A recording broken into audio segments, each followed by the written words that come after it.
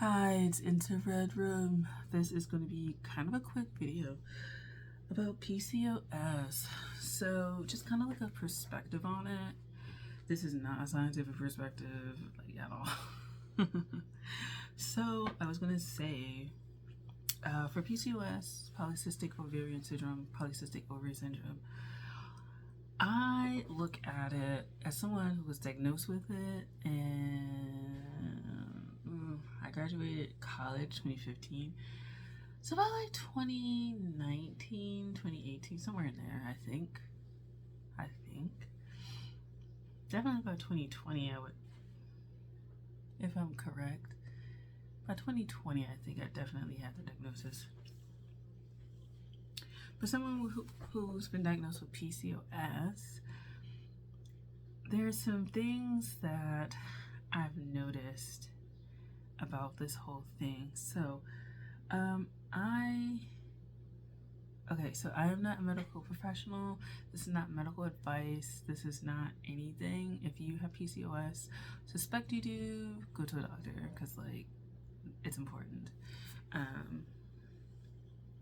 For my personal journey, let's just backtrack. So I did take birth control as a teenager. I wasn't put on it right away. I've always had kind of irregular menstruation ever since I was going to say became pregnant. That's not true. I've never been pregnant. Ever since I started my period, I started it in middle school, which is fairly typical for like the environment that I'm in. Most people started it around middle school. Definitely by high school, most people I knew had periods.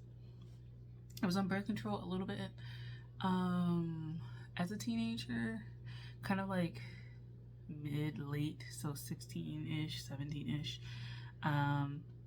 By this time, by high school, particularly like the second half of high school, I wasn't menstruating regularly, but I still had menstruation. I get to college, same thing. It just became a little bit more irregular, and I was on birth control then.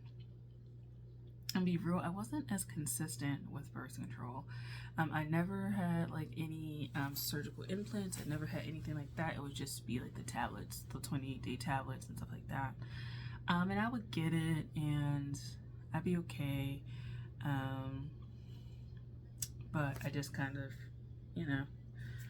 never was good as a medicine taker, a pill taker. So, of course, there was day skips and shit like that. And the benefit was I wasn't sexually active. So, I wasn't really doing it for that. It was more for the period, the menstruation.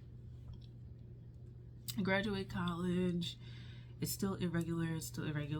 By the time I get to 2017, going to 2018, it definitely was irregular to the point where there was several months missing. There was several months out of the year missing, huge chunks of the year, half of the year, 8 months out of the year, whatever. And I feel like there's probably been a consistent 1 year where I didn't menstruate at all.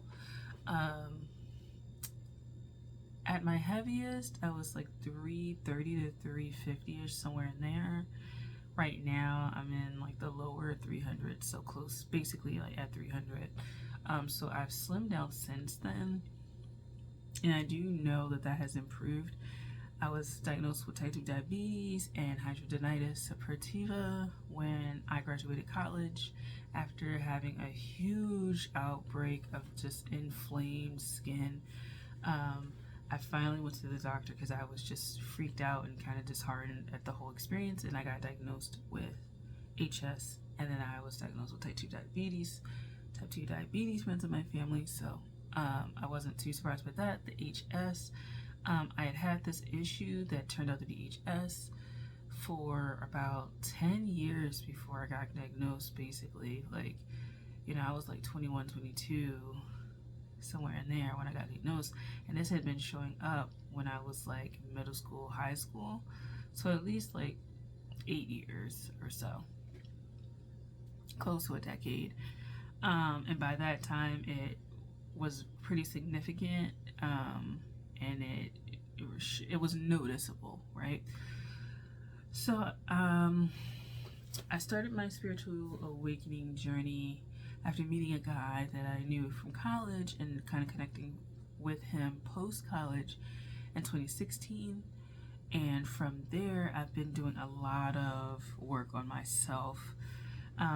Sometimes there's periods where I was talking to him, sometimes there are periods where we're not. I no longer talk to that person. And this is where my perspective on PCOS comes in. I did want a sexual relationship with that person, and it never came to fruition. The entire time that I knew this person, this whole twin flame, pseudo twin flame, obsessive era, pining codependent era, my period was pretty inconsistent, non-existent. It flitted between inconsistent and non-existent. Sometimes I would feel like I was going through the different phases, but it would never actualize in a period, right? Like I would feel like I would get to the luteal phase because I would start to feel kind of off emotionally, but then I would just never have a period. And so the periods were few and far between for quite a few years. In 2021, I essentially was told by this person that they really didn't want anything and they never saw anything. And that helped because that put me on a path of healing from that perspective. I had met another person through massage, and that person's touch changed my life because it ended up sending me into a spiral of sexual healing, sexual repression healing, and a lot of emotional healing work that I had to do, particularly when it came to my lower energetic centers. Since then, my period has been coming online in a more significant way. It's been far more regular, especially this year, 2022, and that person no longer is a part of my life. But what I can say about PCOS from all of that is that yes, there is something going on a like physical level, on a medical sphere, but I think a lot of PCOS, from my experience, is energetic when it comes to vulnerability, when it comes to self-esteem, self-worth, self-image. I think that PCOS has a lot to do with sexual repression, even trauma, ideas of femininity, ideas of being a woman, ideas of womb, ideas of mother, ideas of childhood, growing up, how you were treated in childhood, a lot of ideas of abandonment, mother wounds, father wounds, things like that. And so to anyone who has PCOS, I would offer the perspective that PCOS has a lot of energetic clearing attached to it, because obviously it's something that's happening in a space that has its cycles, and those cycles have been disrupted, essentially is what I'm saying. And so as a result, infertility is like a road that you can go down with PCOS. And there is a certain infertility that comes with all of those things that I've just mentioned. This is your reproductive center, but it's also creativity and vulnerability and sexuality and your family and how you feel about yourself. I'm talking about the lower 3 chakras, that, part of the 7 that we talk about. And so working on PCOS for me personally has been unblocking myself in all of those ways. And I definitely have seen an improvement in my cycle. I am more in tune with my cycle. I've taken some womb classes and learned about the womb, because even as a woman, you don't learn too much about the womb space. Even if you have health education or sexual education, very little focus is on the womb in an energetic sense, or in a way that helps women to navigate their changing body, their pubescent body, their adult body, their fully developed body. You know, we're not fully developed until basically our late 20s. Mental health, I think, plays a part in this PCOS thing as well.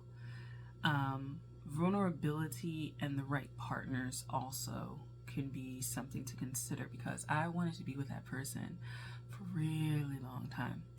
And if we had gotten together and we had wanted children, that would have not really come to pass. We would have had to do fertility treatments, and I know that, because my body was letting me know that that wasn't the right person. Even if it turns out in the future it is, I highly doubt that, and I'm not interested anymore. I highly doubt it. But like, my body also wasn't receptive to that person, and once they told me that they had no interest in being with me, I kind of realized that I didn't even want them, to be honest. Like, I was desperate and codependent, and I was dealing with severe abandonment issues from both my parents, and I had attracted someone who was emotionally unavailable to me, because I needed to be emotionally available to myself, and I needed to see emotional unavailability in others so that I could move accordingly and move away from them, and heal abandonment issues so I could be free from that whole cycle. And that was a major cycle of mine. The next person that came after him, again, wasn't necessarily emotionally available to me and the things that I wanted, and that also helped me heal the unrealistic, distorted image I had of what love was, or what romance was, what falling in love was. And it really shook me to my core, because severe abandonment issues came up when I started interacting with that person who has a slight Plutonian edge. So I've had these experiences, and in 2022, my period has been the most consistent, particularly as I learned to do a lot of healing work on myself. I got a new job, which opened me up to new perspectives. I really haven't changed my diet. I really haven't changed my lifestyle, and that's why I'm saying that this whole experience is more energetic for me than it is like medical. And so getting more in tune with my body, with my emotional needs, what I need, what I want, and being more comfortable and open in what I state regarding that has helped. And I'm just far more consistent in my menstruation now. I stopped taking birth control years ago. I had progesterone. I no longer take it. And I decided not to, because I just didn't want to go through the side effects of the medication. I also just kind of realized that I wasn't going to be able to go through with that anymore. It was just something about it that I knew wasn't going to resonate with me anymore.